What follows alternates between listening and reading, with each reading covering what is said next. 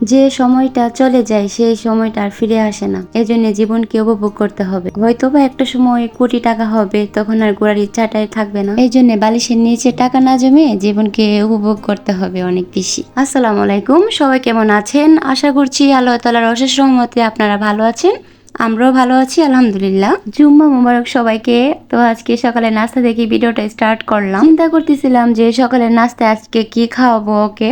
ও যেহেতু আজকে বাসায় আছে, তো গতকালকের কয়েকটা ভাত ছিল ফ্রিজে, ভাবলাম যে ফ্রাইড রাইস করে ফেলি।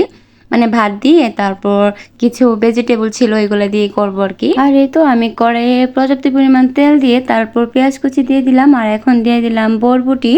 বরবটিটা বাসে ছিল, এর জন্য দিলাম আর কি। আর এখানে 2টা ডিমও দিয়ে দিলাম। ডিমটাকে এখন ভালো করে ভেজে নিব আর কি, ভালো করে ভাজা ভাজা করে নিব।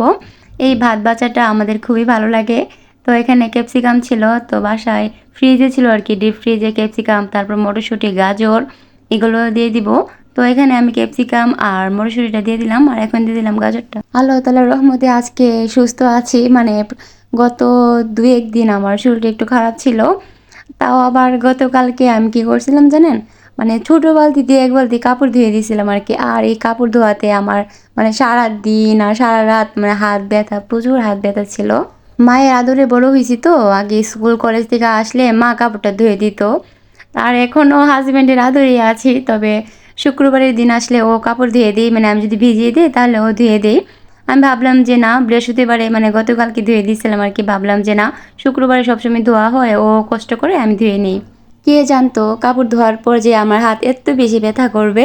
গতকাল তো সারা রাত কান্না করছি, হাত এত ব্যথা করছিল আল্লাহ। ও তো আমাকে বকতেছিল যে তুমি কেন একা এতগুলো কাপড় ধুইলা। আমি এতগুলা কাপড় বলতে আমার জন্য অনেক বেশি, কারণ ছোটো বালতি দিয়ে 1 বালতি কাপড়, তো আমার জন্য তো বেশি তাই না। আমি একা একা এত কাপড় কখনো ধুই নাই। যাই হোক, একবার ধোয়ার পরে শিক্ষা হয়ে গেছে। এখন কাপড় ধুইলেও মানে অল্প অল্প করে ধুইতে হবে, এত বেশি ধুইলে আমার সমস্যা হয়। আমরা কিন্তু সকালে নাস্তাটা করেও নিয়েছি, আর এখন একটা কলও খেয়ে নিলাম। আর এখন ছিল একেবারে বিকালবেলা, আজকে একটু ঘুরতে বের হচ্ছি। আর দুপুরের খাবারটা আমার বাসায় করা হয়েছে। আম্মা দেশি মুরগি তারপর ছোট মাছ এগুলো রান্না করছিল। তো আমরা দুপুরের খাবারটা খেয়ে একটু ঘুরতে বের হলাম। ঘুরতে যাব তেমন দূরে না, আশেপাশেই। আজকে যাব ব্রাউনবাড়িয়া শেখ হাসিনা ব্রিজে, ওখানে একটা রেস্টুরেন্ট হয়েছে। তো ওইখানে মানে রেস্টুরেন্টটা হওয়ার পর আমি আর যাই নাই, তো আজকে বলতেছিল আসে ঘুরে আসি। আর এই তো আমরা এখন টুনাটুনি মিলিয়ে চলে যাচ্ছি একটু ঘোরার জন্য।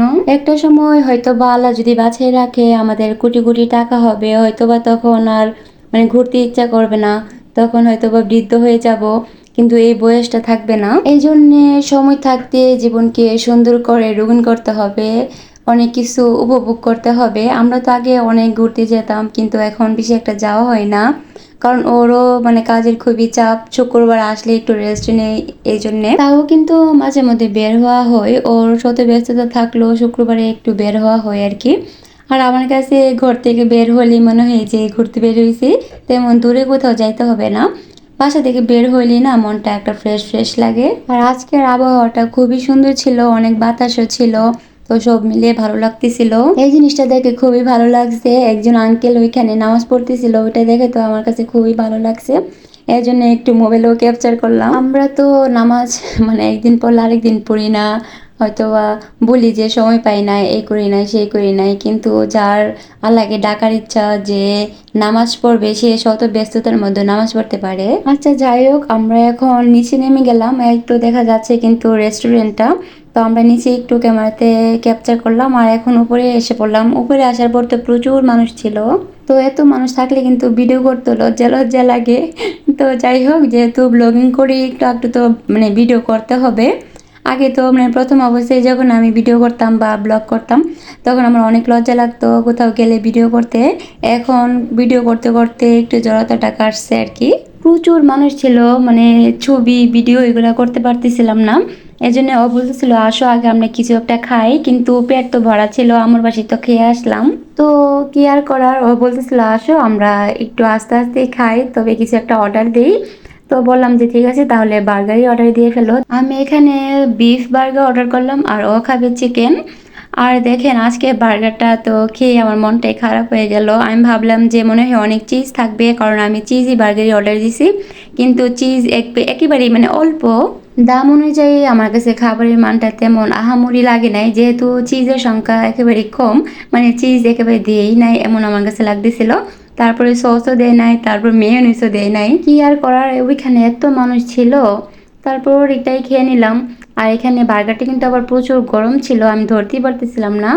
আর এই তো দেখেন আমার বিফ বার্গার, আমার কাছে বিফ বার্গারটা মানে তেমন একটা ভালো লাগে নাই, তবে ওর চিকেন বার্গারটা ভালোই লাগছে, ওর থেকে একটু খাইছিলাম আর কি।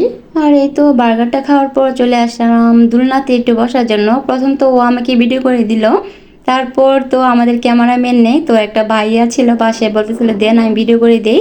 তো ভাইয়াটা আমাদেরকে ভিডিও করে দিছে। আমি এখানে হাসতেছিলাম, আমার পাশে একটা মেয়ে বলতেছিল যে আপু আপনি ভাইয়ের দিকে তাকান, খুব কিউট লাগতেছিল, এই জন্য আমি হাসতেছিলাম আর কি। আর এত মানুষের সামনে ছবি ভিডিও করা কিন্তু লজ্জা লাগতেছিল, আর ও খুব লাজুক, আমিও। আর এই তো এখন ব্রিজে হাঁটতে হাঁটতে চলে আসলাম এখানে, তো এসে দেখি এখানে একজন লোক কসমেটিক্স বিক্রি করতেছিল, আর আমি তো এগুলো দেখি দূরে আসছি। আমার বাসায় এগুলোর অভাব নেই, তাও দেখলে মন চাই যে কিছু একটা কিনি। আমার না কসমেটিক্সের প্রতি নেশা বেশি, আমার স্বাস্থ্য ভালো লাগে, মানে আমি স্বাস্থ্যে ভালোবাসি আর কি।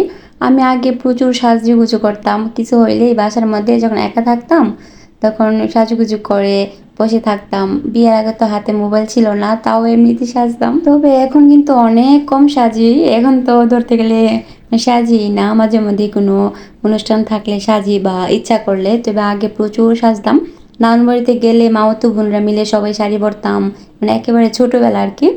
তারপর শাড়ি পরতাম, সাজুগুজু করতাম, করে হাঁটতাম, এইগুলা করতাম। আর আমরা ঘুরতে ঘুরতে একেবারে সন্ধ্যা নেমে গেছে, আর ও তো একটু পর পর বলতেছিল আমি কি খাবো, কি আর খাবো, বার্গার তো খাইলাম আর বাসা থেকে তো ভাতও খেয়ে আসছি, এই মুহূর্তে আর কিছুই খাইতে ইচ্ছা করতেছিল না।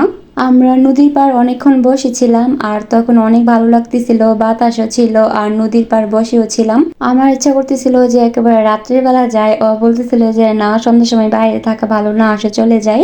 আর এই তো বলতেছিল যে অন্যদিন নিয়ে আসবো, আসো আজকে চলে যাই, যেহেতু সন্ধ্যা হয়ে গেছে এখন আমরা বাসায় চলে যাব। আমরা রাস্তায় থাকতে থাকতে কিন্তু আজান পড়ে গেছে, আর দেখেন এই সন্ধ্যার সময় কত মানুষ ছিল রাস্তায়। আর আমরা বাসায় চলে আসলাম, আর বাসায় আসার সময় এখানে টুকটাক কিছু মানে কেনার ছিল আর কি, নিয়ে আসলাম সাথে করে। বাসায় এই সয়াবিন তেলটা ছিল না, নিয়ে আসলাম, আর আটাও শেষ হয়ে গেছে, তো আটা সয়াবিন তেল এগুলো নিয়ে আসলাম। তারপর এখানে কিন্তু প্যাটিসও নিয়ে আসছি, মিষ্টি প্যাটিসটা নিয়ে আসছি যাতে রেখে খাওয়া যায়। যাই হোক, সব শেষে একটা কথাই বলবো, জীবনকে সুন্দর করে গুছিয়ে নেন, আর জীবনকে মানে উপভোগ করতে হলে অবশ্যই কিন্তু হাজবেন্ডকে নিয়ে বা ভালোবাসার মানুষটাকে নিয়ে একটু ঘুরতে বের হন। সপ্তাহে না পারেন 15 দিনে, 15 দিনে না পারেন 1 মাসে, তাও যান, মনটা ফ্রেশ লাগবে। যাই হোক, আমি ছোট মানুষ ভাই, এত জ্ঞান না দেই, আপনাদের আমার থেকে আরো অনেক বেশি জ্ঞান। আজকে আর ভিডিওটা লং করব না, তো আজকের ভিডিওটা কেমন লাগলো অবশ্যই কিন্তু কমেন্ট করে জানাবেন। আর সবাই অনেক বেশি ভালো থাকবেন, আর আমাদের জন্য কিন্তু দোয়া করবেন। আর আপনাদের জন্য রইলো অনেক অনেক দোয়া, অনেক অনেক ভালোবাসা এবং প্রীতি। সবাই অনেক বেশি ভালো থাকবেন। আসসালামু আলাইকুম, আল্লাহ হাফিজ।